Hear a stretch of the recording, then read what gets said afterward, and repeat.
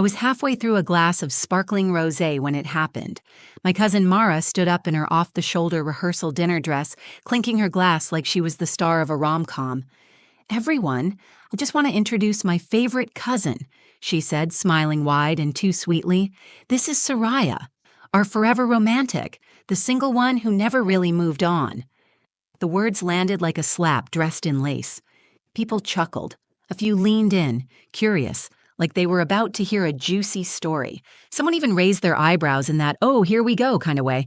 I laughed too, politely, because that's what you do when your family roasts you like it's part of the entertainment. Behind Mara, her fiancé Caleb winced. I caught it, just a flicker, but it was there. He knew she'd crossed a line. My mom, Jeanette, gave me that look. Half apologetic, half, "Why didn't you just bring a date like I told you?" My sister Ivy reached under the table and squeezed my hand. Her diamond wedding ring scratched against my skin. I said nothing, just smiled, nodded, and felt every set of eyes on me like stage lights. Then Caleb cleared his throat. All right, he said, trying to move things along. "Let's keep the roast light, folks. And now, before dessert, my best man would like to say a few words." Chairs shifted. Forks clinked. The mood shifted. I turned, curious who he meant, and then I saw him. Nico Valen, the best man. Tall, quiet, effortlessly composed, wearing a navy suit like it was tailored for him. He stepped forward from the back of the room, his glass raised. The sound of chatter dimmed, like the whole room instinctively knew something was about to happen. And then he said my name, out loud, clear, Soraya. Every head turned, every jaw slowly, silently dropped. In that moment, I didn't know what he was about to say. I didn't know if I was going to be humiliated again or if something entirely different was coming. All I knew was that the air shifted. He was looking at me, not around the room, not at Mara or Caleb, at me. And suddenly, I wasn't just the girl who never moved on. I was something else entirely. I hadn't wanted to come to the wedding. I told my mom I had a work deadline, told Ivy I felt a cold coming on, told myself it would be too weird, too soon, too everything.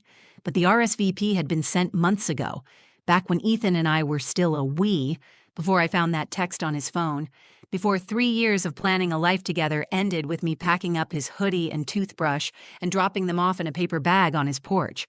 So no, I didn't want to come, but I did. Because I'm polite. Because Mara is family, and because if I didn't show up, I knew I'd never hear the end of it. The wedding was being held at a vineyard in upstate New York, the kind with fairy lights strung between oak trees and a view so perfect it felt scripted. I drove up alone in my 10-year-old Honda playing an old playlist Ethan had made, then switching it off halfway through when I realized my jaw was clenched. By the time I pulled into the parking lot, I'd already told myself 3 things. Smile. Don't drink too much.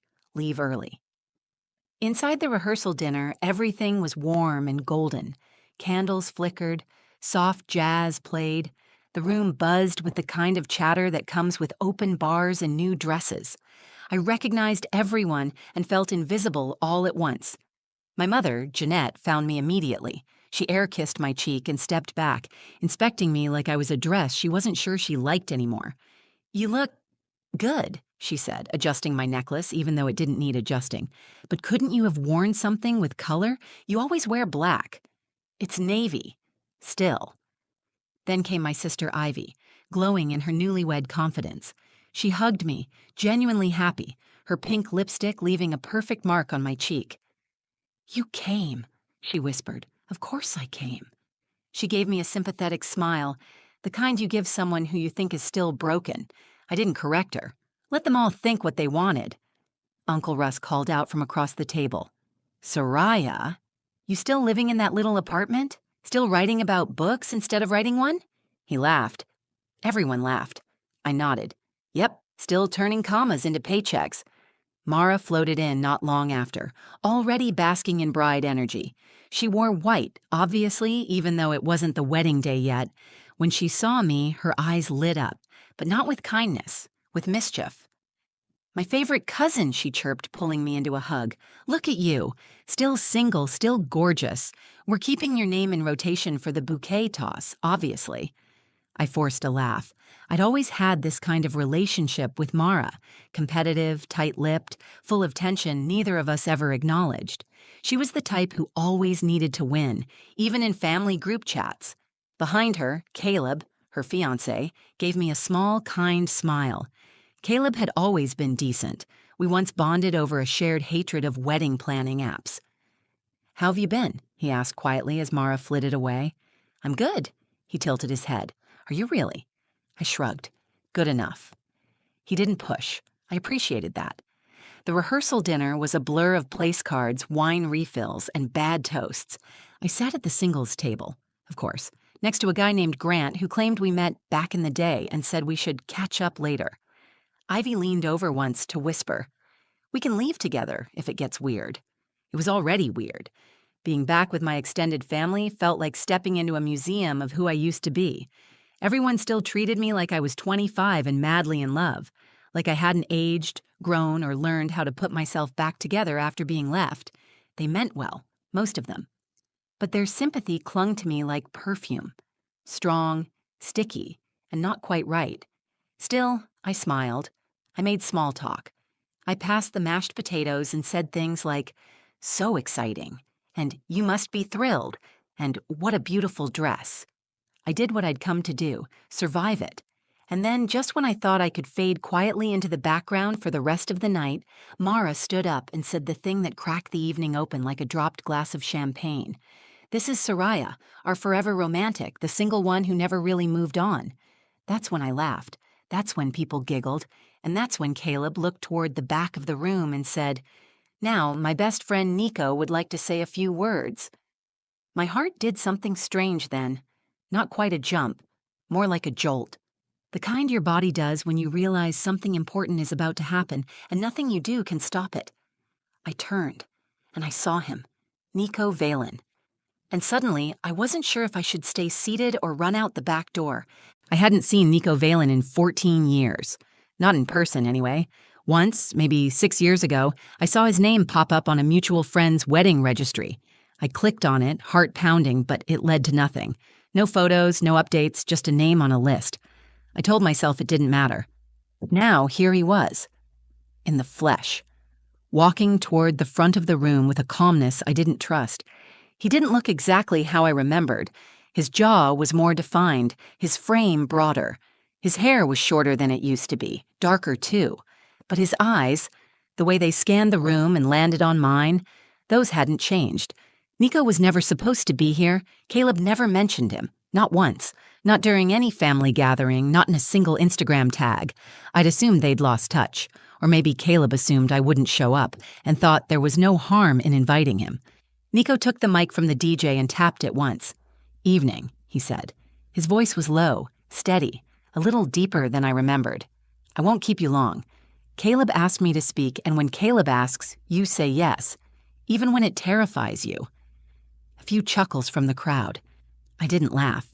I was frozen, not afraid exactly, but on edge, like something in my body recognized his presence before my brain could process it.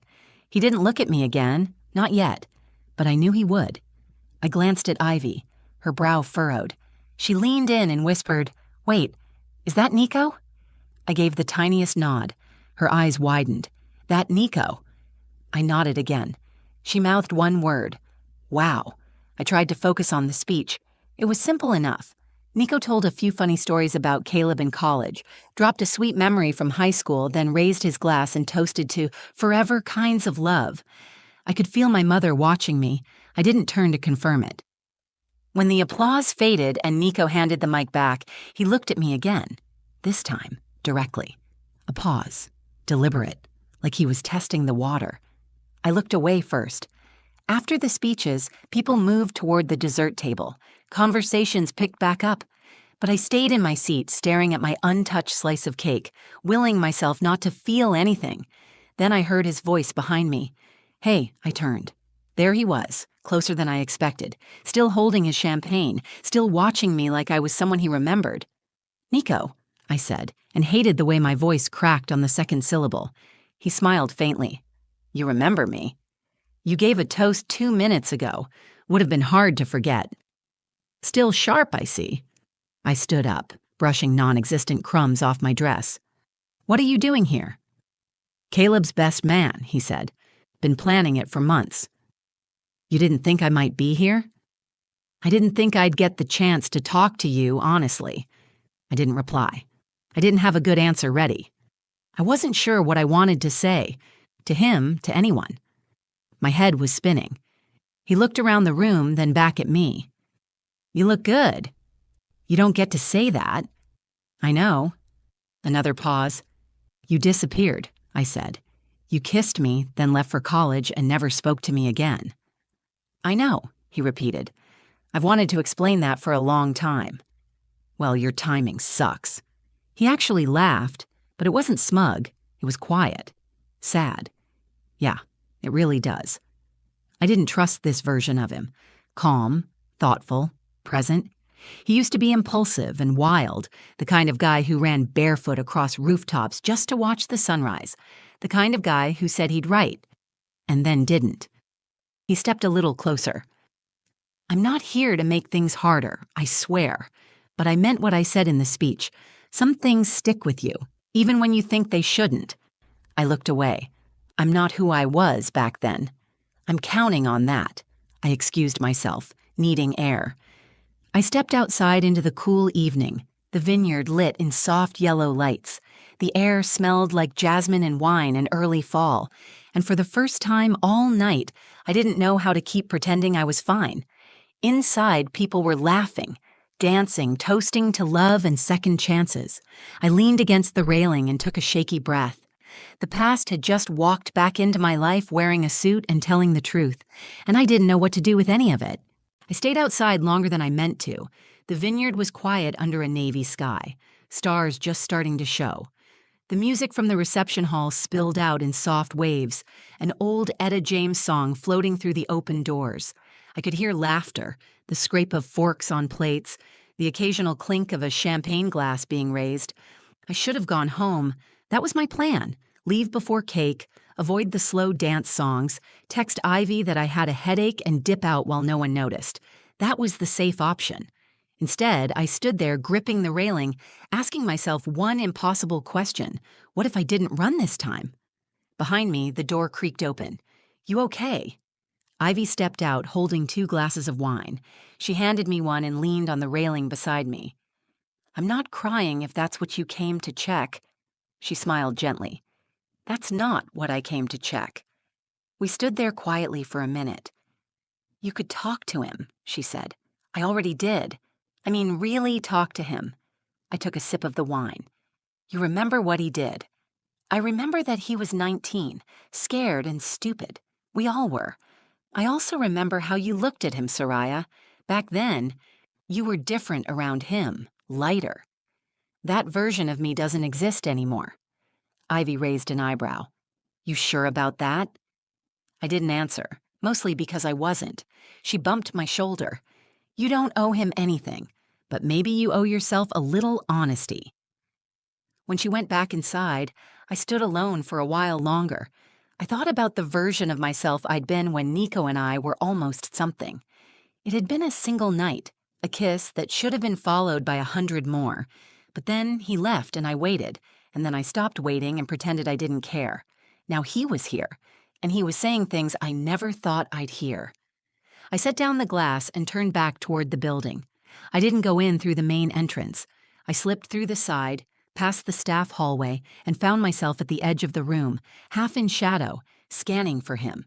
He was standing by the fireplace, alone, hands in his pockets, staring into the flames like he was working up the courage to move. I crossed the room and stopped a few feet from him. "You said you wanted to explain," I said. He turned slowly. He didn't look surprised. "I do," he said, "if you'll let me." "I'm listening." Nico took a breath. "I left for college, and I thought about you every single day after I did. I had your number. I even wrote out what I wanted to say, 12 different times. But every time I went to call, I panicked. I'd never felt anything that real before. I didn't think I deserved it. That doesn't make what you did okay." "I know it doesn't." "And now, after all this time, you show up and give a speech like something out of a movie?" "I didn't plan the speech," he said. "I I wrote something else, something safe. But then I saw you, and everything I planned felt hollow. He paused. I'm not trying to rewrite the past, Soraya. I just want to stop pretending it didn't mean something. I crossed my arms. You could have reached out years ago. I know, he said. And I wish I had, but I'm here now. And if there's even a chance that you've wondered, just once, what it could have been like if I'd stayed, I had to say something. I studied him, the nervous shift in his stance, the sincerity in his voice, the part of him that looked like the boy I used to dream about and the man I didn't quite recognize. I could have shut him down. I still wasn't sure I wanted to forgive him, but I wasn't ready to walk away either. All right, I said quietly. You get 10 minutes, outside. Then I go home. He didn't smile, but something in his face softened, like relief. I'll take 10, he said. We walked out together, past dancing relatives and second glasses of wine, and Aunt Cecily pointing at us like she'd predicted this all along. Outside, under the lights, we sat on the bench near the vineyard path, and for the first time in 14 years, I let myself listen, not as the girl he left behind, but as the woman who finally wanted to know why. We sat on that bench, the two of us, beneath strings of lights and a sky thick with stars. It smelled like grapevine and wood smoke. I could still hear the faint pulse of bass from the dance floor, but out here, the world felt quieter, slower, real. Nico didn't rush into his explanation. He sat beside me like someone who had finally stopped running, from the past, from guilt, maybe even from himself. I didn't leave because I didn't feel anything, he said. I left because I felt too much. I didn't respond. When I kissed you that night, I knew it was different, he continued. I knew if I stayed, I wouldn't be able to focus on anything else, and that scared me. I was a kid, Soraya. I didn't know how to carry something that real. You didn't even say goodbye. I know, he said, his voice low. That's the part that haunts me. I looked at him then, really looked. He wasn't trying to charm his way back in. He wasn't giving me a version of the truth that would make him look good. He was laying it out there, unsure of what I'd do with it. I let out a breath. I waited for you, for a while. I checked my phone every day. He nodded. I don't deserve your forgiveness. No, I said, you don't. The words hung between us, and then I added, but maybe you're not here for forgiveness. His eyes met mine. I'm here for honesty, and maybe, if I'm lucky, a second chance. I wasn't ready to answer that, not yet, but I didn't move away from him. Back inside, someone tapped on a glass. Music cut off. The crowd quieted. It was Caleb standing with a microphone. Before we head into the dancing portion of the night, I just want to say thank you to everyone who made it out here, especially my best man, who's been my friend since we were 15, and who apparently had a few extra things to say. The crowd chuckled. Now, against all wedding tradition and maybe some advice from my bride, Nico wants to say one more thing. My heart jumped. Nico turned to me. Do you mind? I stared at him. Are you serious? He stood, straightened his jacket, and offered a helpless, crooked smile. Too late to back out now. He walked inside and I followed. The room was buzzing, half curiosity, half anticipation. Nico took the mic from Caleb and stood beneath the low lights with the confidence of someone who had nothing left to lose. Hi again, he began, scanning the room. Some of you know me. Most of you probably don't. But I'm not here to talk about Caleb this time. A few murmurs. I want to talk about someone else, someone I never got to say goodbye to, someone I walked away from thinking I was doing the smart thing, protecting myself, avoiding mess. But what I really did was lose the best thing that ever happened to me before it even had a chance to become real. My hands felt numb. My cheeks burned. Every single person turned to look at me. He didn't say my name, not yet, but I could feel it on his tongue. There's this myth that time heals everything, that if you leave something alone long enough, it stops hurting. But that's not always true. Sometimes it just sits quietly waiting. And when you finally face it, you realize it never stopped mattering. He glanced across the room, our eyes locked. I don't want to be the guy who runs anymore, he said. Not from love, not from regret, not from the people I've hurt. And if the person I'm talking about can hear me right now, I want her to know. She changed me, and I'm standing here tonight because I want a second chance. Even if all I get is a conversation, I'll take it. Silence. No awkward laughter, no nervous chatter, just an entire room holding its breath. Aunt Cecily dropped her fork. Ivy leaned forward in stunned silence. Mara's mouth hung open slightly. And me? I stood there, blinking, breathing, completely unprepared for the storm of emotion inside me. Anger, hope, fear, longing, all crashing against each other like waves. Nico handed the mic back, stepped off the platform, and didn't look at anyone else. Just me. As he walked toward me, my heart pounded so loudly I was sure people could hear it. But I didn't move. Not away. Not toward. I just stayed. And when he reached me, he stopped. I meant it, he said quietly. All of it. And for the first time in years, I didn't feel like the woman who'd been left behind. I felt like the person someone was finally willing to fight for. We didn't kiss. Not that night. After his speech, after every eye in the room turned toward me and the whispering swelled like a tide around us, I didn't fall into his arms or throw caution into the wind. That's not how real life works. Instead, I walked with him out into the vineyard, past the noise, past the stairs. We sat on a low stone wall beneath a swaying string of lights, and I asked him everything I'd carried for over a decade. Why didn't you try harder? Why now? How do I know this isn't just nostalgia in a tux? And to his credit, Nico answered all of it, quietly, honestly, without flinching. He told me about the years he spent distracting himself, jobs, short relationships, cities that never felt like home. He told me about the therapy, the regrets, the night he ran into Caleb again at a conference and saw my name on a family group photo in his phone. He told me that he'd been afraid for years that I hated him, but what scared him more was the thought that I didn't think of him at all. He didn't ask for anything in return, not even forgiveness, just the space to speak, to own it. And in that space, something shifted. I didn't let go of my pain that night. It had been stitched into me slowly over time, and healing would be no different. But for the first time in years, I felt like I didn't have to carry it alone. We talked for over an hour, until the music faded and the lights flickered off one by one. Then he walked me to my car and said, "I'm not expecting anything, but if you ever want to see what this could look like now, not who we were, but who we are, I'll be around." I nodded. We'll see. That was it. No grand finale, no cinematic kiss under the stars, but it was something. 3 weeks later, I got a package in the mail. No return address, just my name in his handwriting. Inside was a copy of The Little Prince, our favorite book from high school, the one we used to quote back and forth during study hall.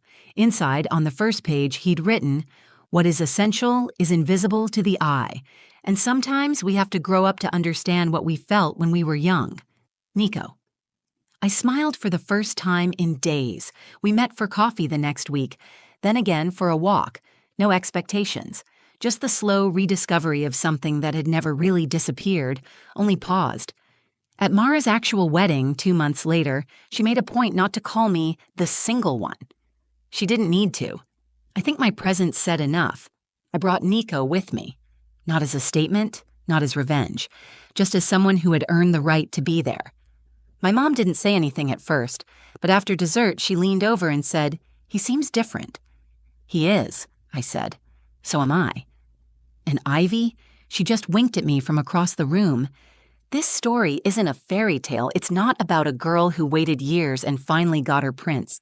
It's about someone who hurt, who healed, and who let the past come knocking, but only after learning how to stand in her own truth first.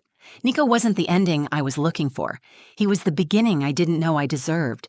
And as I sat there at that wedding, with laughter all around me and a warm hand resting lightly over mine, I realized something. I hadn't failed to move on. I'd just been waiting to move forward, on my own terms, in my own time, when it finally felt right. Because love isn't always about timing. Sometimes it's about courage. And this time, I had both. So that's what happened at the wedding. I walked in expecting to be another name on a seating chart, and somehow left with a door open to something I thought was long gone. Maybe you've been there too, labeled, dismissed, told you haven't moved on fast enough. Maybe someone wrote your story before you even had the chance to live it. If that's you, I hope this reminded you that your story doesn't end when someone leaves. Sometimes it's just beginning. And if this story made you feel something, if it reminded you of a moment, a person, or even just a piece of yourself, please give it a like so more people can find it. Share it with someone who needs to hear it. Maybe a friend who's been stuck in the past, or someone wondering if second chances ever really happen. And I'd love to hear from you in the comments. What would you have done in my shoes? Would you have walked away or listened? Finally, if stories like this speak to you, make sure you subscribe to the channel. We've got more real-life stories, messy moments, and unexpected turns coming your way. Hit the bell so you don't miss the next one. Thanks for watching, and for being part of this. I'll see you in the next story.